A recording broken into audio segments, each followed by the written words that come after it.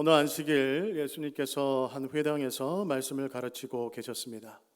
이 안식일 회당은 경건하고 평온한 장소였습니다. 아마 오늘 우리 예배당의 분위기가 비슷하지 않았을까요? 그런데 그것의 그 평온함과는 어울리지 않는 한 여인이 있었습니다. 11절 말씀, 그녀를 이렇게 소개합니다. 우리 다시 한번 같이 읽어볼까요? 11절 말씀 한번 같이 읽어보겠습니다. 시작. 18해 동안이나 귀신 들려 앓으며 꼬부라져 조금도 펴지 못하는 한 여자가 있더라. 여러분, 누가복음의 저자인 누가의 직업이 뭐였는지 아십니까? 네, 의사였습니다. 의사였던 누가는 그녀의 상태를 매우 정밀하게 진단합니다.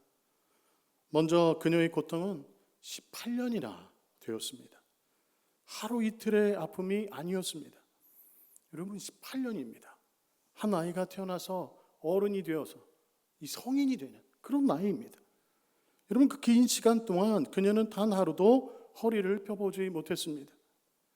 18년이라는 시간은 그녀의 병이 그녀의 정체성이자 그녀의 세상 그 자체가 되었음을 의미합니다. 이웃들은 그 여인의 이름은 몰라도 그 꼬부라진 여인 있잖아 하면은 다 알았을 것입니다. 둘째로 그녀의 고통은 그 뿌리가 이 영적인 것이었습니다. 누가는 그녀가 단순히 허리병을 앓았다, 허리가 아팠다 그렇게 말하지 않습니다. 귀신 들려 앓았다. 이 세 번역이나 공동 번역 성경을 보면 이 병을 악마에 비유한 표현이 있습니다. 병마라는 표현인데 이 병마에 시달렸다 그렇게 번역을 해놨습니다. 그리고 원어를 보면요, 헬라어로는 이게 어떤 의미냐면 연약하게 하는 영에 사로잡혀 있었다 그렇게 기록합니다. 병마에 사로잡히고 사탄에 사로잡히고, 그리고 이 영적인 특징이 뭐냐면 연약하게 하는 영이었다는 것이죠. 의사였던 누가는 이 여인의 병이 단순한 육체의 질병이 아니라는 것을 알았습니다. 그 뿌리에 영적인 억압, 사탄의 억압이라는 어둠의 권세가 있었음을 진단한 겁니다. 육체, 마음, 영혼 그 모두를 연약하게 만들었습니다. 세 번째로 그녀는 꼬부라져 있었습니다. 꼬부라져 있었다라는 이 말은요, 몸이 완전히 앞에 안으로 접혀서 웅크러져 있었던 그런 모습을 표현합니다. 여러분들도 책을 읽으시거나 아니면은 자리에 좀 오래 앉아 있거나, 저도 설교를 준비하다 보면 2시간, 3시간 그냥 앉아 있는 경우들이 있는데, 그러다 보면 허리가 아프죠. 그럼 한 번쯤은 좀 펴줘야, 좀 자리에서 일어나야 좀 괜찮은데, 이 여인은 그렇게 몸이 완전히 안으로 접혀져서 웅크러진 상태로 18년 동안 있었다는 겁니다. 얼마나 힘들었겠습니까? 네 번째로요, 이 여인은 조금도 펴지 못했다라는 겁니다. 웅크러져 있었는데 조금도 펴지 못했다. 자, 이 말을 원어로 보면 전혀 위를 쳐다볼 능력이 없었다 그렇게 표현합니다. 여러분, 위를 쳐다볼 능력이 없었다, 그래서 허리를 펼 수 없었다라는 것이죠. 완전히 웅크러져서 위를 쳐다볼 수 없었다라는 겁니다. 여러분, 위를 쳐다볼 수 없었다. 여러분, 이 말의 의미가 단순히 그냥 위를 못 봤다라는 정도가 아니죠. 그녀는 육체적으로 몸을 펴서 하늘을 볼 수가 없었습니다. 그런데 그것보다도 더 비참한 것은 영적으로도 하늘을 쳐다볼 수가 없었다라는 말입니다. 영적으로도 소망을 품기 어려운, 하나님을 향해서도 소망을 품을 수가 없는 완전한 절망 가운데 있었다라는 것입니다.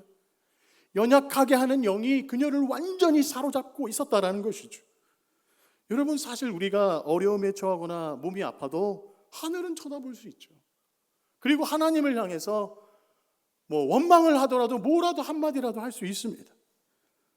그런데 이 여인은 사탄의 억압에 눌려서 그것마저도 할 수 없는, 하나님을 향해서 원망조차도 할 수 없는, 하늘을 향해서 그 어떠한 얘기도 할 수 없는 완전히 연약해진 영에 사로잡힌 그런 불쌍한 인생이었다라는 겁니다.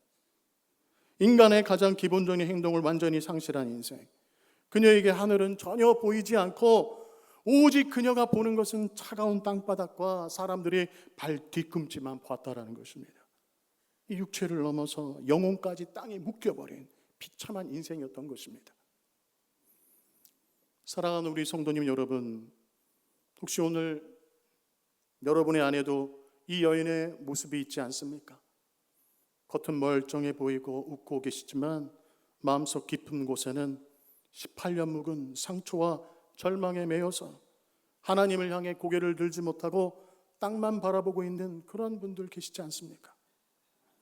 우리의 삶 전체가 이 여인과 같지 않더라도 여러분의 삶의 여러 영역 중에서 이와 같은 어려움을 당한 분들 계시지 않습니까?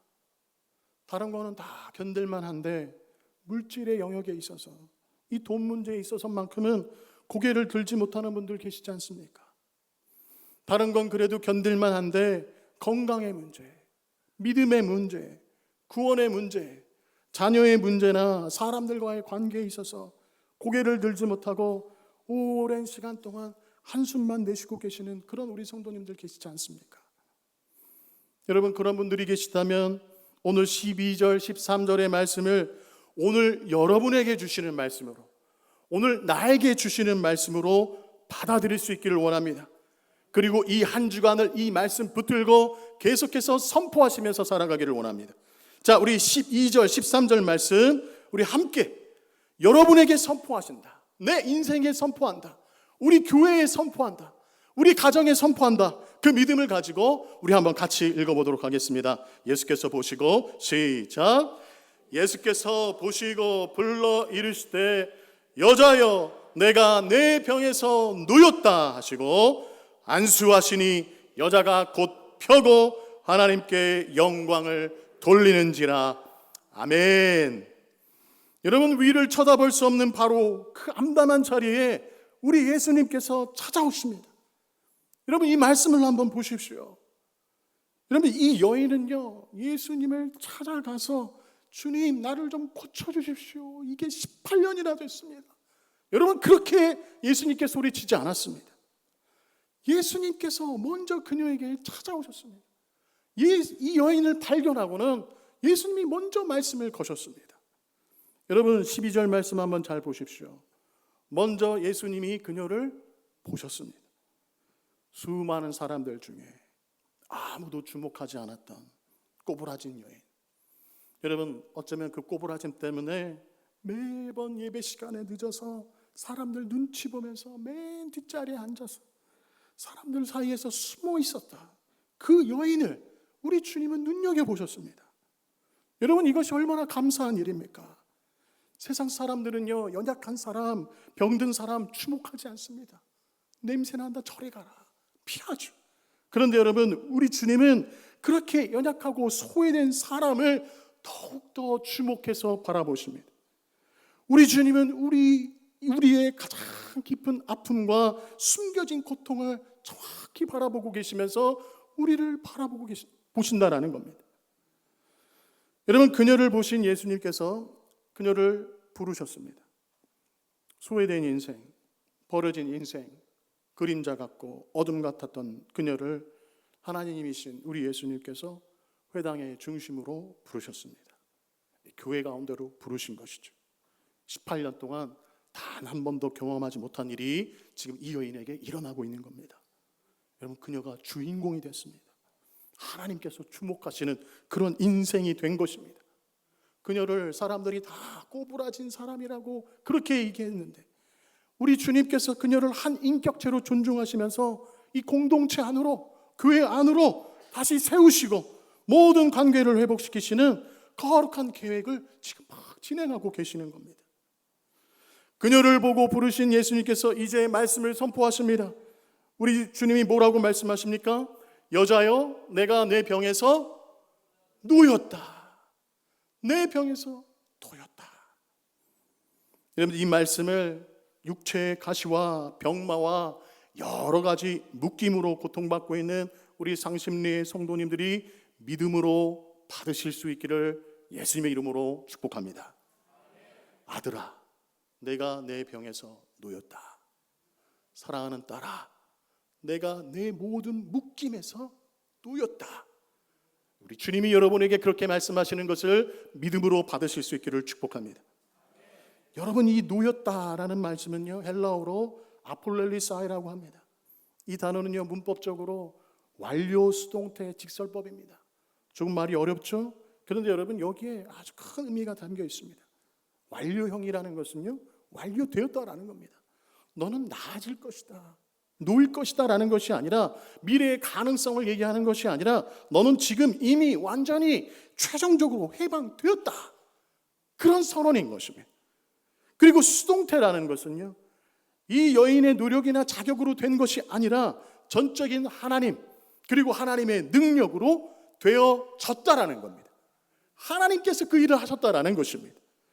그리고 직설법이라는 것은요, 이것이 추측이나 소원이 아니라 의심할 여지가 없는 사실이다, 그렇게 우리 예수님이 선포하시는 겁니다. 내가 놓였다. 누구에 의해서? 하나님에 의해서. 그리고 이것이 사실이다. 여러분, 이것은 죄수에게 사면을 선포하듯 누구에게 해방을 선언하듯 우리 주님께서 18년 동안 지속된 어둠과 고통의 종지부를 찍는 그런 능력의 하나님의 말씀이었습니다. 마지막으로 예수님은요, 그녀에게 안수하셨습니다. 우리 주님은 천지 만물을 창조하신 하나님입니다. 말씀으로 창조하신 하나님입니다. 말씀만 하셔도 되는데 친히 그녀의 아픈 몸에, 그 굳어진 몸에 손을 얹으셨습니다. 그녀의 고통을 함께 느끼시기 위한 따뜻한 공감과 사랑의 터치였던 것입니다. 그리고 주님의 손이 닿는 순간 18년간 그녀를 묶었던 모든 어둠의 권세는 힘을 잃고 떠나갔습니다. 할렐루야. 여러분, 그 결과 어땠을까요? 누가는요, 이렇게 말합니다. 안수하시니 여자가 곧 펴졌다. 안수하시니 여자가 곧 펴졌다. 여러분, 이것도 헬라어를 보면요, 즉시 다시 세워졌다, 즉시 다시 재건됐다, 그런 말입니다. 안수하시니까 즉시, 의사가 보기에도 즉시 이루어졌다라는 겁니다. 그리고 그 몸이 재건됐다라는 것입니다. 그냥 허리가 굽었던 것이 이렇게 펴진 것이 아니라 하나님께서 본래 창조하셨던 그 모습대로, 천지 만물을 창조하시고 인간을 창조하신 하나님께서 처음 인간을 창조하셨을 때 그 아름다운 모습으로 이 여인이 재건되었다, 온전히 회복되었다, 의사가 보기에도 그랬다라는 것입니다. 여러분, 그것을 경험한 이 여인이 하나님께 영광을 돌렸습니다. 여러분, 이것도 미완료형입니다. 하나님께 영광을 돌렸는데 미완료형이다? 무슨 말이냐면 계속해서 하나님께 영광을 돌렸다라는 겁니다. 하나님을 찬양하고 감사하고, 여러분, 그 순간이 완전히 예배의 장소가 된 것이죠. 멈추지 않는 찬양과 감사와 예배가 그녀의 회복된 삶의 첫 열매였다라는 것입니다. 하늘을 바라볼 수 없을 정도로 아픔과 역경이 있는 우리 상심리의 성도님들이 계십니까? 여러분의 삶에도 이와 같은 일이 반드시 일어날 줄로 믿습니다. 믿음 가지고 나아가시는 여러분들이 될 수 있기를 축복합니다. 여러분, 믿으실 수 있기를 바랍니다. 하나님의 말씀입니다. 여러분, 저는 부족하지만 하나님의 말씀을 믿는 자에게 믿음대로 역사하실 줄로 믿습니다. 여러분, 우리의 병이 고침받지 않을 수도 있습니다. 나이가 들면 여러분, 병이 그냥 우리 삶의 자연스러운 것이 되어서 그렇게 하나님을 만나는 그런 길이 될 수도 있습니다. 사실 여러분, 성도가 죽는다라는 것은 우리 성도가 그리스도 안에서 완전하게 된다는 겁니다. 우리는 살아서 완전하게 될 수가 없습니다. 죽음을 경험하고 부활의 몸을 가져야만 우리가 온전한 그리스도인이 될 수 있습니다. 그렇기 때문에 여러분, 우리가 나이가 들어서 병이 걸리고 병이 낫지 않는 것은 어떻게 보면 감사한 일입니다. 하지만 우리 주님이 여러분에게 원하시는 것은 여러분 안에 있는 모든 묶임에서 자유케 되기를 원하십니다. 병으로부터 묶여 있다면 그것에, 그 묶임으로부터 자유하기를 원하시고요. 죽음에서 자유하기를 원하고요. 여러분이 물질과 돈에 매여 있다면 그것에서 자유하기를 원하십니다. 어떤 것으로 묶여 있든 간에 우리 주님은 여러분의 묶임 가운데서 자유하기를 원하십니다. 그 사실을 받아들이고 이러한 일이 내 삶 가운데도 벌어질 수 있다, 그 믿음을 가지고 나아가는 우리 성도님들이 되실 수 있기를 축복합니다. 그런데 여러분, 이 감격적인 순간에도 찬물을 끼얹는 사람이 나타납니다. 회당장입니다. 회당장. 그는 기쁨이 아닌 분노를 터뜨립니다. 여러분, 왜냐하면 이 모든 일이 언제 일어났기 때문에? 안식일에 일어났기 때문입니다. 회당장이 얘기하는 거죠. 하루만 더 참지. 다음 날 고쳐주면 되지. 왜 안식일에 고쳐주냐. 다른 날 월, 화, 수, 목, 금, 토 그때 하라. 여러분, 누가는 왜 이 감격적인 치유 장면에 이토록 분위기를 깨는 회당장의 이 분노하는 모습을 기록했을까요? 뭐 생략해도 되지 않을까요? 다른 성경을 보면 생략되는 경우들도 종종 있습니다. 근데 여기에는 의도가 있는 것이죠. 누가는 생명을 살리는 참된 복음과 생명을 죽이는 거짓 종교가 어떻게 다른지를 극명하게 대조하여서 보여주고 싶었던 겁니다. 여러분, 회당장입니다. 회당장. 오늘날로 따지면 교회의 영적 지도자입니다. 목사일 수도 있고 장로일 수도 있습니다. 전도사일 수도 있습니다. 여러분, 그런 사람이 교회의 지도자가, 영적인 지도자가, 여러분, 한 영혼이 18년 만에 이 회복되는 것을 보고도 왜 기뻐하지 못했을까요? 왜 그런 모습을 보면서 하나님께 영광을 돌리지 못했을까요? 여러분, 여기에는요, 이 유대인들이 안식일 규정과 관련한 그런 생각, 그 역사에 관한 이해가 좀 필요합니다. 이 십계명을 하나님께서 이스라엘 백성에게 주셨는데 거기에 안식일 규정이 있습니다. 그런데 그 안식일 규정 중에서 이 쉼이 강조되는 계기가 있었습니다. 애굽에서 노예 생활하는 유대인들은요, 하루도 쉬지 않고 일을 시키고 부려먹는 이 애굽의 상전들을 경험합니다. 여러분, 하루도 이 쉼 없이 일해본 적 있으십니까? 몇 달을 아침부터 저녁까지 정말 밥 먹는 시간 외에는 계속 일 시키고 잠자는 시간 외에는 계속 일만 시키는, 일하지 않으면 계속 질책하고 매를 대는, 여러분 그런 일을 경험해 보신 적이 있습니까? 유대인들이 그걸 경험한 거죠. 그 결과 유대인들이 어떤 생각을 갖게 되는가? 야, 이거 쉬지 않으면 사람이 죽는구나. 이 과로에서 죽어나가는 사람들을 보게 되는 겁니다. 야, 쉬지 않으면 죽는구나. 종들도 쉬어야 되는구나. 노예들도 쉬어야 되는구나. 아니, 저들이 시키면 다 할 줄 알았는데, 로봇과 같은 존재일 줄 알았는데 그렇지 않구나 깨닫게 되는 것이죠. 종들과 노예들뿐만 아니라 여러분, 가축들도, 일을 도와주는 농사나 건축에 사용되는 가축들도 쉬어야 되는 것을 깨닫는 겁니다. 아니, 일을 계속 시켰더니 가축들도 죽어나가는 겁니다. 여러분, 그래서 이제 유대인들이 생각하는 거죠. 야, 단지 말씀만으로 천지 만물을 창조하신 우리 하나님께서도 쉬셨는데 뼈 빠지게 노동을 해야 먹을 것을 얻는 사람들, 가축들, 야, 쉬어야 되는구나. 여러분, 이 쉼의 필요에 대한 반박의 여지가 없었던 겁니다. 여러분, 이 쉰다라는 거, 이 안식한다라는 것은 살기 위한 것이었습니다. 여러분, 이 쉼이 무엇을 위한 것이라고요? 생명을 위한 겁니다. 살기 위한 것이었습니다. 자, 그런데 여러분, 십계명 중에서 유독 안식일법이 강화된 계기가 또 있습니다. 그거 언제냐면요, 포로기 이후의 일입니다. 이스라엘 백성들이 죄를 지어서 바벨론 포로, 나라가 망하고 바벨론 포로로 끌려갔습니다. 그때 유대인 지도자들이 이제 고민하는 거죠. 우리는 선민인데, 하나님께 선택받은 백성인데, 하나님께 선택을 받았다면 세계를 다 주름잡고 세상에서 가장 높은 위치에 있어야 될 텐데 어떻게 하나님의 선택받은 백성이 나라가 망할 수가 있지? 어떻게 이방 나라한테, 이방인들한테 포로로 끌려갈 수가 있지? 고민이 되는 겁니다. 이해가 되지를 않는 겁니다. 그래서 그들이 생각을 하는 거죠. 뭐가 문제였을까? 우리가 뭘 잘못했을까? 그 결과 여러 가지 죄악들을 발견하게 됩니다. 그런데 십계명 중에 특히나 안식일을 지키지 않은 것이 기억이 난 것이죠. 생각이 난 것입니다. 알게 된 것입니다. 그러한 이유로 인해서 이스라엘 백성들은요, 포로기에서 돌아온 후에 무엇을 강조하는가? 안식일법을 강조했습니다. 강화합니다. 시작은 좋은 것이죠. 우리가 하나님께 신실하자, 우리가 주일을 거룩하게 지키자, 모여서 예배드리자, 그런 의미로 시작한 겁니다. 좋은 의도로 시작했죠. 시작은 좋았습니다. 그런데 시간이 지날수록 본질이 흐려지는 겁니다. 여러분, 우리 신앙에 있어서 가장 늘 문제는 본질이 흐려지는 거죠. 본질에 문제가 생기는 겁니다. 당시 유대인들은요, 안식일이 일을 하지 않고 쉬는 날, 거기에 중점을 둔 겁니다. 거기에 초점을 맞춘 겁니다. 그래서 이제 그들이 고민하면서 목록을 만드는 거죠. 뭐가 일인지, 뭐가 일이 아닌지, 그 목록들을 수백 개를 만드는 겁니다. 수백 개. 그리고 일에 해당되는 일을 하는 사람들, 그런 사람들을 어떻게 하는 겁니까? 비난하는 거죠. 너 안식일에 왜 일하냐? 그러다가 우리 또 망해. 너 왜 안식일에 왜 하지 말라는 일들을 그렇게 하냐?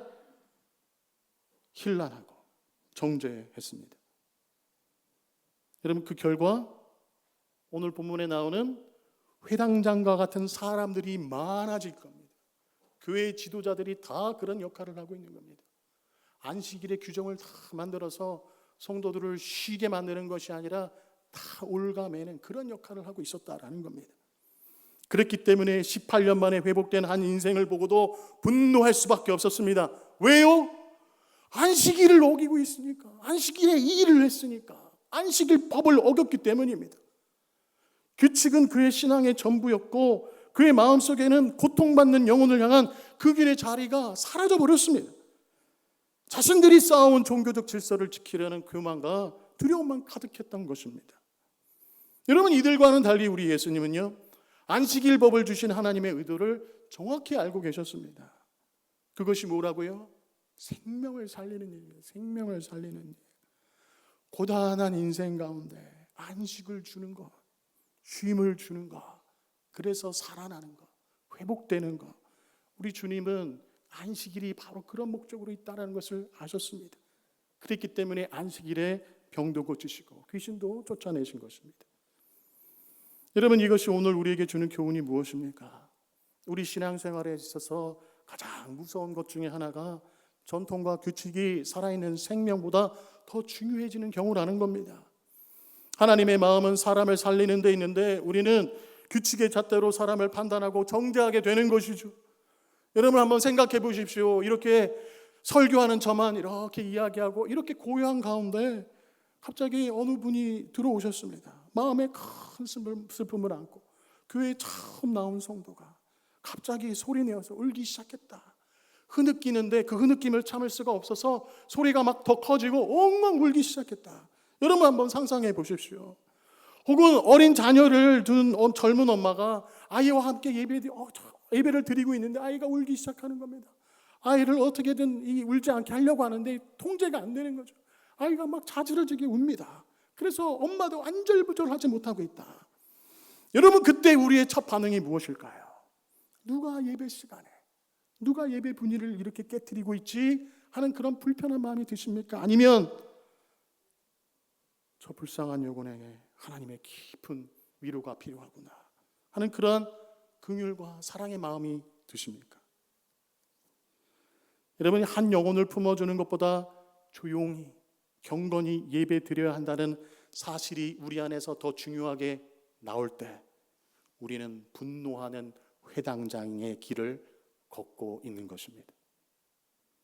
한 가정이 갑작스러운 사고나 실직으로 생계가 막막해져서 교회에 도움을 요청했습니다. 그때 우리의 반응이 무엇일까요? 이분은 아직 우리 교회 등록 안 하셨는데, 우리 교회 등록 교인이 아닌데, 우리 교회는 구제헌금 지출 규정이 있는데 거기에 이분이 맞지 않습니다. 우리 다음 달, 이번 달은 당회가 다 끝났고 다음 달에 우리 당회에서 우리 결정하겠습니다. 여러분, 그렇게 절차와 원칙을 먼저 내세우고 있지는 않습니까? 감사하게도 정말로 우리 교회는 그에 해당하지 않습니다. 그런데 여러분, 교회가 그럴 수 있다라는 겁니다. 물론 여러분, 질서가 중요합니다. 제가 그것을 무시하는 것이 아닙니다. 질서와 절차를 지키는 것은 매우 성경적인 일입니다. 그건 교회뿐만 아니라 사회에서도 마찬가지입니다. 당연히 그래야 합니다. 그러나 우리가 만든 규칙이 이 긍휼의, 이 사랑의 속도를 늦추고 고통받는 지체의 신음을 외면하게 만드는 벽이 된다면 우리는 이미 생명을 잃은 그런 종교인이 되어가고 있는 것입니다. 여러분, 그렇기 때문에 우리는 끊임없이 우리 스스로에게 물어야 합니다. 내 신앙은, 우리 교회는 지금 사람을 살리고 자유하게 하는가? 어느 순간 우리도 실수할 수 있기 때문입니다. 예수님은 회당장의 위선을 꾸짖으십니다. 그리고 안식일의 진짜 의미를 가르쳐 주시는데요, 의도적으로 같은 단어를 두 번 사용하여서 말씀하십니다. 우리 15절, 16절 말씀 우리 한번 같이 읽어보겠습니다. 자, 한번 같이 읽어볼까요? 15절, 16절 두 절 말씀 시작. 주께서